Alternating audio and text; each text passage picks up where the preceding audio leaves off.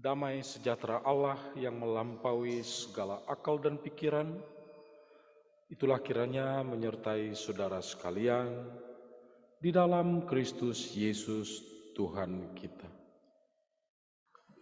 Amin. Salam jumpa dan jumpa lagi saudara-saudara yang dikasihi Tuhan Allah. Kita senang berbahagia dan tidak lupa untuk setiap hari berbahagia. Terlebih firman Tuhan menyapa kita pada hari ini. Salam hormat dari seluruh majelis jemaat untuk semua warga jemaat HKBP Seresort Setia Mekar, BTP dan Kompas, dan juga siapapun yang mengikuti ibadah melalui Zoom atau kemudian channel YouTube dari HKBP Setia Mekar. Kiranya Tuhan memberkati ibadah ini dan menjadi berkat untuk kita semua. Dan secara lebih khusus lagi, semua warga jemaat dan majelis jemaat menyapa doa dan semangat dari kami untuk warga jemaat yang berduka karena menderita sakit yang harus isolasi mandiri atau dirawat di rumah sakit, dan juga bagi keluarga yang ditinggalkan oleh saudara kita yang lebih dahulu karena mengakhiri hidupnya karena penyakit yang umum dan juga khususnya COVID yang melanda dunia ini.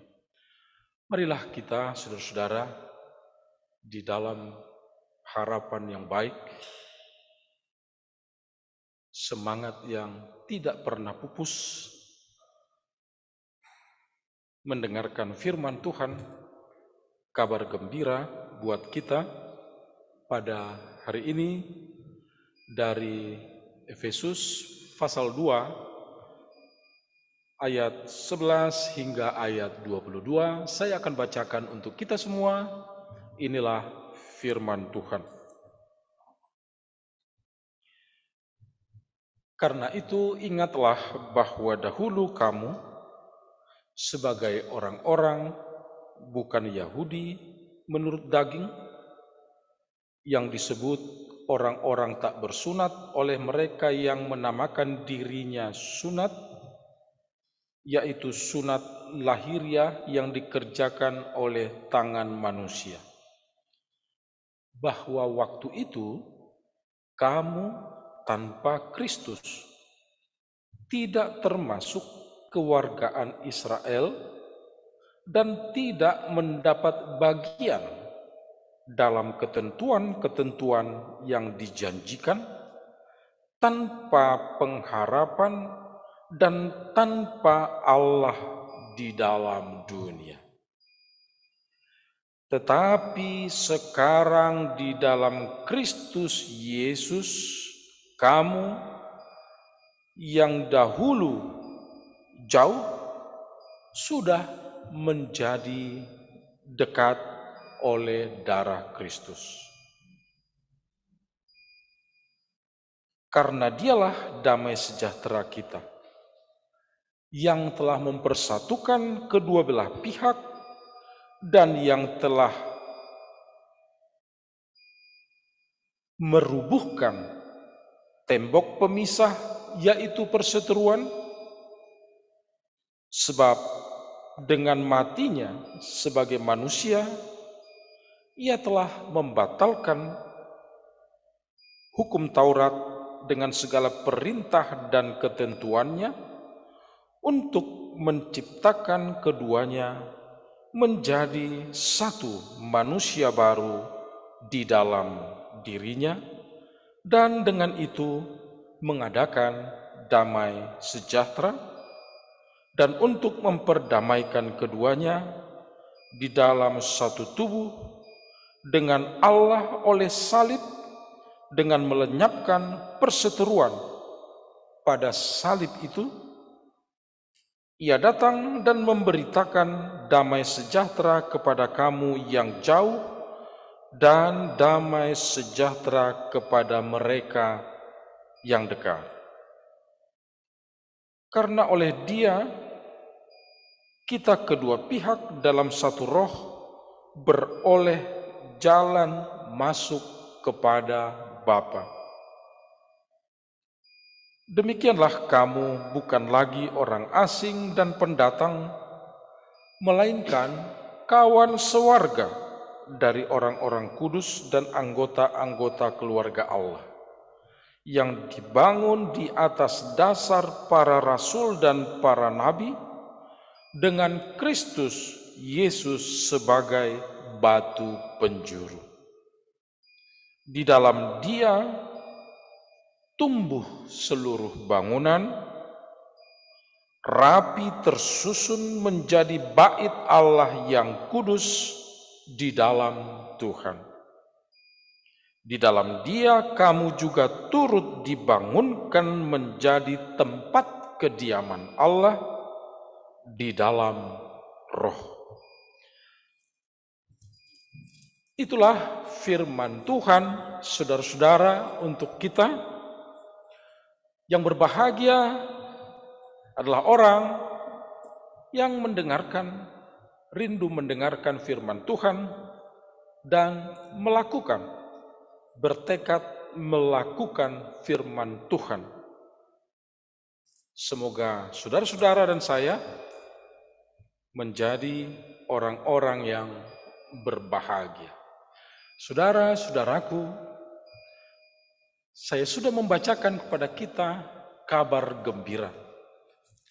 Kabar gembira adalah kabar yang menggembirakan. Menggembirakan karena firman Tuhan adalah rencana Tuhan. Dan rencana Tuhan harus terjadi di dalam kehidupan kita.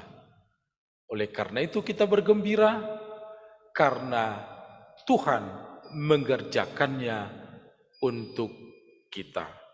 Saudara-saudaraku yang dikasihi Tuhan Yesus Kristus, firman ini menegaskan satu hal, di dalam Kristus tidak ada lagi perbedaan, baik yang dekat ataupun yang jauh sudah dipersatukan di dalam Kristus, sehingga bisa bersama-sama berkomunikasi, berhubungan dengan Allah.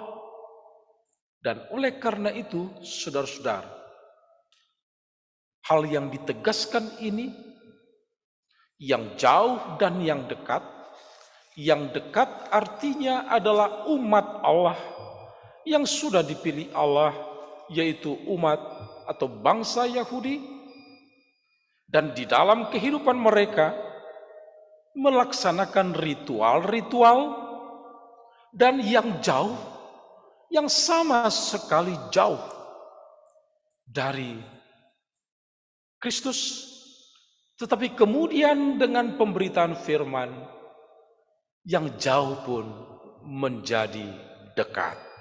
Itu sebabnya saudara-saudara, baik yang sudah dekat atau yang masih jauh, keduanya dipersatukan Yesus sehingga keduanya menjadi sama-sama dekat atau menjadi menyatu dengan Kristus bagi yang percaya. Itulah intinya. Dan sekarang saudara-saudara, kita ingin mendalami, memaknai karya Kristus mempersatukan di dalam kehidupan kita konkret, realita yang kita hadapi di tengah-tengah jemaat. Karena Allah di dalam Kristus ingin membangun jemaat yang seluruhnya tunduk kepada Allah di dalam Kristus, menjadi umat yang berbahagia, sebagaimana gereja adalah tubuh Kristus. Dan oleh karena itu, saudara-saudara, hal yang pertama dengan itu kita belajar. Pertama, selama kita tidak hidup di dalam roh, kita tidak bisa bersatu dan berdamai. Sekali lagi, selama kita tidak hidup di dalam roh, kita tidak bisa bersatu dan hidup berdamai. Sebagaimana topik yang ditekankan di dalam Almanak HKBP, kesatuan dan damai dalam roh.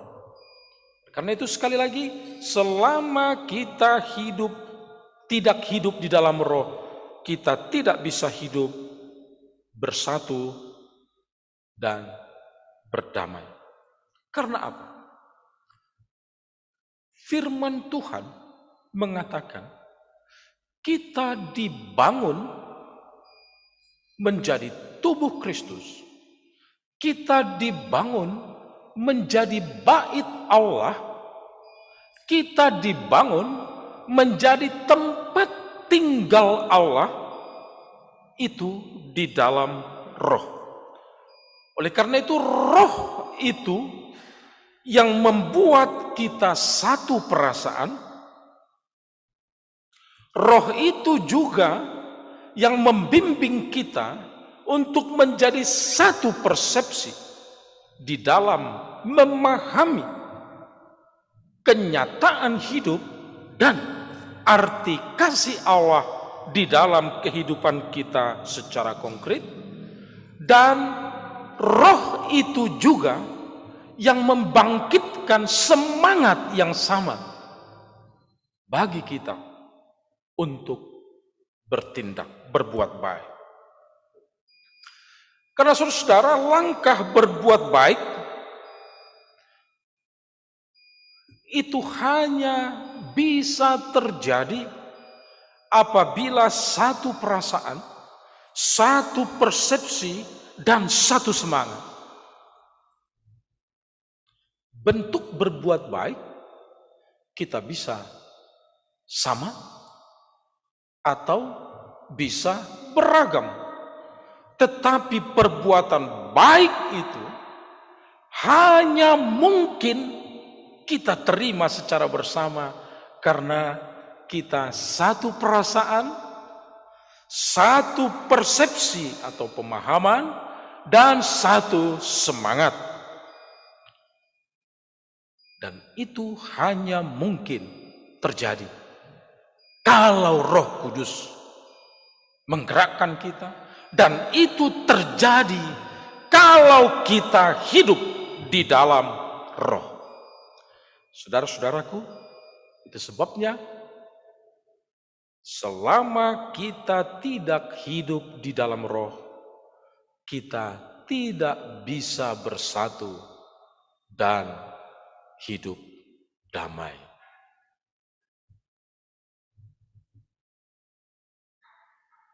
Berapa banyak khotbah, berapa banyak ibadah, berapa banyak kegiatan gereja yang sudah kita lewati. Kita semua warga jemaat seresor HKBP Setia Mekar dan seluruh majelis jemaat, perenungan buat kita. Berapa banyak konflik yang masih ada. Berapa banyak sakit hati yang masih dipelihara. Berapa banyak omongan-omongan fitnah yang tersebar. di tengah-tengah jemaat. Dan berapa banyak kesukaan kita untuk membangun kelompok-kelompok yang sama sekali. Ingat, itu bukan pekerjaan Roh Kudus. Sementara kita ingin membangun warga jemaat yang sehat, sehingga imun meningkat, mampu bertahan di tengah pandemi ini, tetapi perilaku kita kontraproduktif, karena dengan perilaku kita terbangun atau melemahkan imun, karena kita tidak mampu bersatu dan tidak mampu untuk hidup berdamai, bahkan membangun kelompok-kelompok sakit hati. Ini sama sekali bukan karya Roh Kudus. Oleh karena itu, selama kita tidak hidup di dalam Roh, kita tidak bisa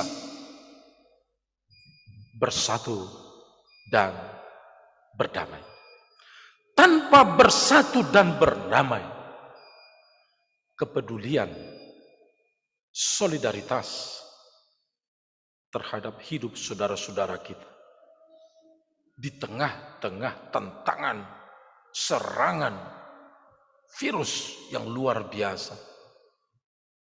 Banyak contoh orang-orang yang anggap sepele dengan virus itu, ternyata dia sendiri sudah menyesal dan tidak bisa menyesal lagi karena sudah mati.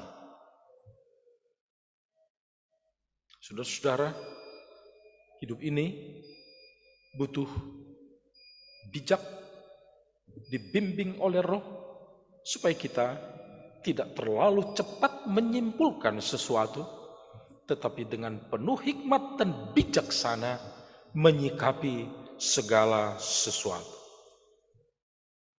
Apabila kita sudah satu perasaan dalam situasi sekarang ini, seluruh warga jemaat dan majelis jemaat, kita satu pemahaman, memahami realita dan memahami kasih Allah di tengah kenyataan hidup ini.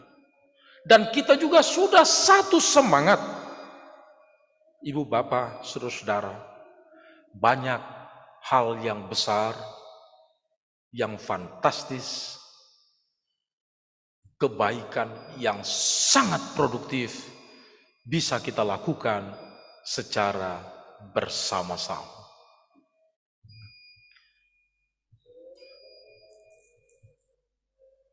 Roh Allah yang menggerakkan kita di dalam kasih untuk melakukan betul dengan latar belakang yang berbeda, dengan kemampuan yang berbeda, dan dengan keberadaan yang berbeda, kita bisa berargumentasi. Tapi, apakah kita sadar bahwa hanya Rohlah yang mampu mempersatukan kita dan menyempurnakan segala kurang lebih yang ada di dalam kita? Itulah yang digerakkan dengan kasih. Kasih itu ikatan yang paling sempurna yang mempersatukan kita semua untuk satu perasaan, satu persepsi, satu semangat untuk action berbuat baik. Hal yang kedua, saudara-saudara, selama kita tidak hidup dalam Roh,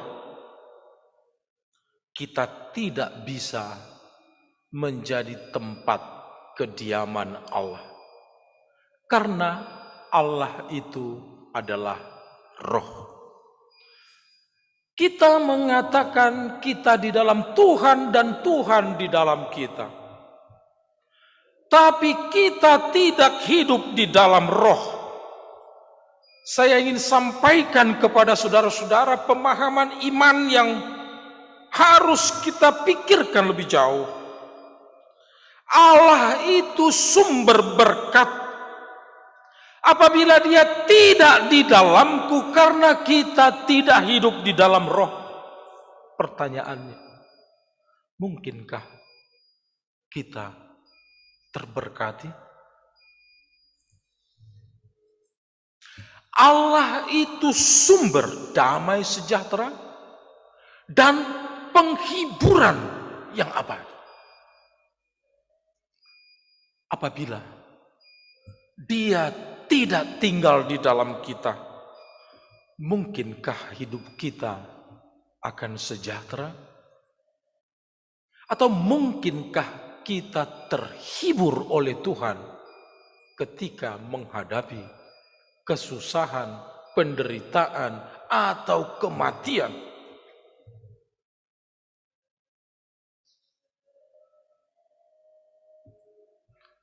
Allah itu sumber hidup. Apabila Allah tidak tinggal di dalam kita, sebetulnya apakah kita masih hidup? Mungkin Dia masih hidup di dunia, tetapi Dia sudah mati di hadapan Tuhan. Itulah saudara-saudara, hanya mungkin dibangun oleh Tuhan di dalam roh kalau kita mau hidup di dalam roh. Pertanyaannya, apa itu hidup di dalam roh? Roh Kudus bekerja. Roh Kudus hadir. Roh Kudus ada di tempat ini, ada di dalam diri saudara. Ini zaman karya Roh Kudus.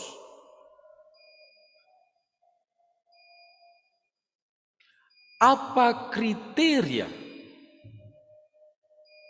bahwa kita hidup di dalam roh? Tidak sulit, tidak rumit, hanya satu. Karena Roh Kudus bekerja, meneguhkan, mengokohkan, dan menguatkan kita untuk hidup di dalam seluruh ajaran Kristus. Titik. Oleh karena itu saudara, tanpa hidup di dalam roh, semua yang kita harapkan tidak ada artinya. Karena kita hidup, karena jemaat dibangun atas pemberitaan para nabi dan para rasul, itu dasarnya dengan batu penjuru arah yang pas dan ditentukan, yaitu Yesus Kristus. Oleh karena itu saudara,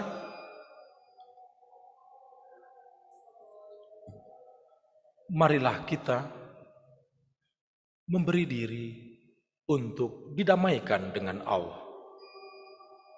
Memang ketika kita percaya kepada Yesus Kristus adalah Tuhan dan Juru Selamat, di dalam Kristus kita sudah didamaikan dengan Allah.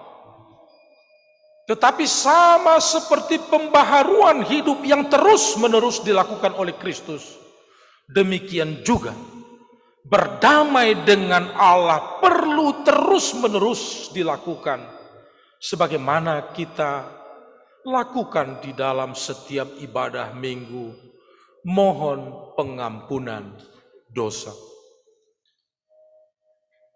Menyadari kelemahan, keterlanjuran, kesalahan, niat-niat yang jahat. Itu harus terus-menerus di dalam diri kita, sehingga kita terbuka didamaikan dengan Allah. Dan berikutnya, berdamailah dengan sesama. Berdamailah dengan kiri kananmu, berdamailah sesama warga jemaat, berdamailah sesama majelis jemaat, dan berdamailah semua, dan jangan bangun kelompok-kelompok yang menghambat berkat Tuhan. Sekali lagi, jangan ada yang suka membangun kelompok-kelompok yang menghambat berkat Tuhan. Semoga orang yang mendengar ini memperhatikan dan mengikutinya.